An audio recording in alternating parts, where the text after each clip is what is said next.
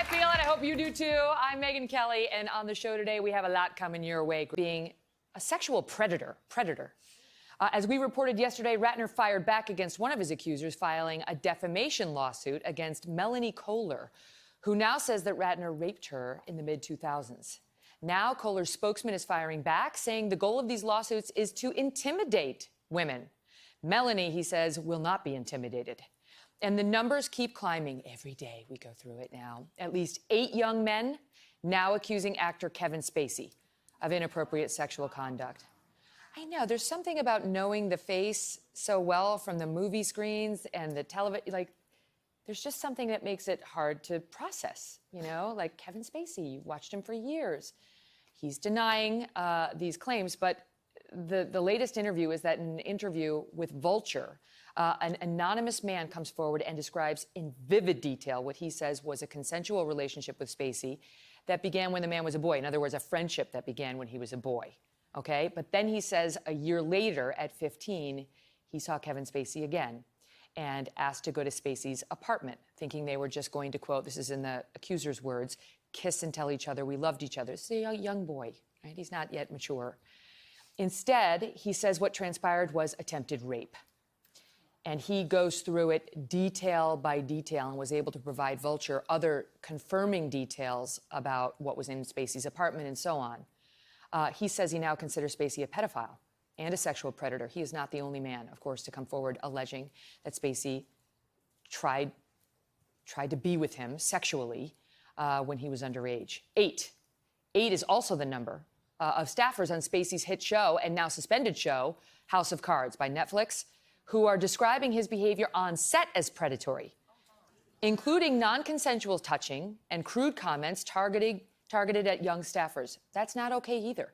You can't create what we call a hostile work environment. Touching is wrong. Quid pro quo sexual harassment, where it's you sleep with me and I'll advance you, or if you don't, I'll fire you, not okay. But hostile work environment is another way of harassing people. Inappropriate comments, constant inappropriateness in terms of what you do to yourself, and so on. That's one of the things being alleged against him. Last night, the production company behind House of Cards came out and admitted that Kevin Spacey was investigated during the first year of the production, saying that there was, quote, a specific remark and gesture he made, but that, quote, immediate action was taken, and we are confident the issue was resolved promptly to the satisfaction of all involved. Mr. Spacey willingly participated in a training process, and since that time, the company has not been made aware of any other complaints involving him. The show creator, Beau Willimon, who said previously he had neither witnessed nor was aware of any inappropriate behavior on set or off, now says the production did not inform me of the incident. And in its own statement, Netflix is saying that it was just made aware of that incident, one incident 5 years ago, that we were informed was resolved swiftly. On Tuesday, in collaboration with the production company, we suspended production. Netflix is not aware of any other incidents involving Kevin Spacey on set. Meantime, both Spacey's agency, CAA, and his publicist, Stacey Wolf, have dropped him as a client. And you're seeing more and more of this happen as these allegations come out. Spacey's attorney has not responded to NBC's requests for comment. And, you know, it's hard to keep up. It's not just Kevin Spacey, and that is, we're not just talking about alleged sexual harassment in his case. We are talking about pedophilia. Attempted rape is the word of the Vulture accuser.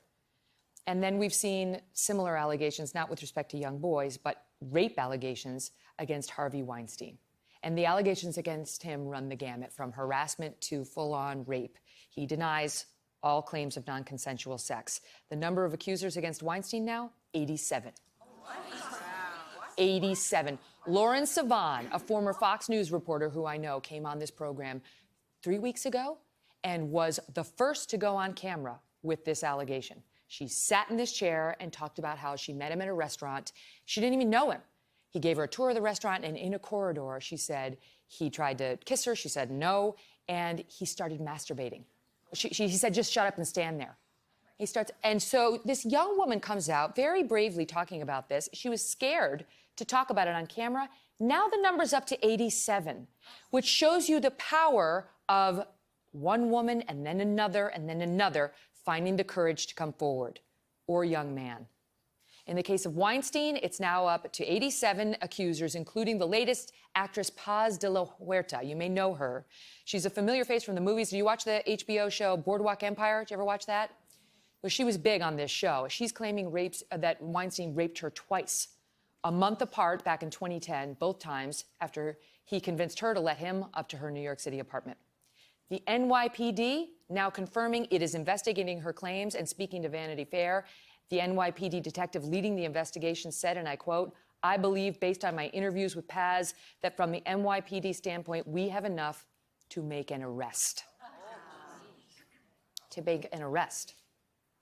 Of course, I want to mention again, he denies all this. Non-consensual sex, he's denying. But joining us now to talk about this case is De La Huerta's attorney, Aaron Filler. Aaron, thank you for being here. So can you just tell us specifically what Paz is alleging he did when he came into her apartment back in 2010? So she had known him for years because she met him when she was 14 years old when she did Cider House Rules. Cider House Rules. Cider House Rules, sorry. And she had seen him. She lived in the neighborhood in Tribeca, right near where he lives, and also right up the street from the Weinstein Company. This event took place in 2010 when she was about 25.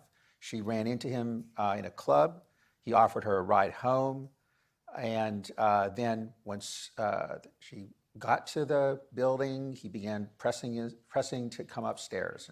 And they argued in front of the doorman. And as we've heard in the tape from The Wire and from 2015 in New York, convinced her to let him in, and then this rape ensued. Following that, he began to call her repeatedly and saying, "I'm waiting at your home. I'm in your lobby. I'm parked out front. When are you coming home?" And the doorman would warn her, and she would stay away. She was afraid to come home. Another incident happened in Los Angeles. She decided at this point to confront him and tell him, "You're a stalker. You raped me. You've got to stop." And she confronted him in a hotel. She had come to meet him with some other people, and she gave him the message. He exposed himself, and she left. But then he continued with the calls and harassment in New York, and finally she was at a photo shoot. It's been going on for almost 2 months, and she decided again she's going to go confront him. But she was very upset. The whole period of stalking and not being able to come home day after day really had a tremendous impact on her. She did start drinking on the way home. She arrives, she confronts him again in the lobby, and again convinces him, this is embarrassing, we can talk about this. They go upstairs, and she did not intend to let him in the room, but he forced his way in and then immediately raped her. She made it very clear to him that this was not consensual, and she had a lot to drink. She's had some problems with substance abuse that have been public and publicly documented. I know now she says she engaged in a period of self-destructive behavior. I need to ask you this, Aaron. Do you believe the NYPD is going to arrest this man? Yes, they are. Basically, the issue is right now, if he were in New York, he would likely be arrested. We're not really sure where he is. If he's in Arizona still, there's a more elaborate process. That is, the police can make an arrest. And I mentioned, by the way, about the drinking, it goes to consent because if you're too inebriated, you can't consent to consensual sex. And that's why when they say. So do you think, because he's got a home here in Tribeca, do you think if he comes back to New York, he's going to get arrested? He will. Yeah. Aaron, and this is at the level of the police view of it. And then whether the district attorney is prepared to file charges is up to their investigation. Well, they're taking a hard look at it, and it's not just Paz. It's another woman named Lucia Evans, whose rape allegations NYPD is investigating. Aaron, thank you. We'll stay on top of the case. We appreciate it. I mean, you have to wonder, with 87 accusers and allegations like that, specifically on the record from more than one woman, how this man is walking around a free man. You have to wonder. Many of the allegations fall outside of the statute of limitations. This one does not. this one is timely if they decide to pursue it. Hello, Today fans. Thanks for checking out our YouTube channel. Subscribe by clicking that button down there and click on any of the videos over here to watch the latest interviews, show highlights, and digital exclusives.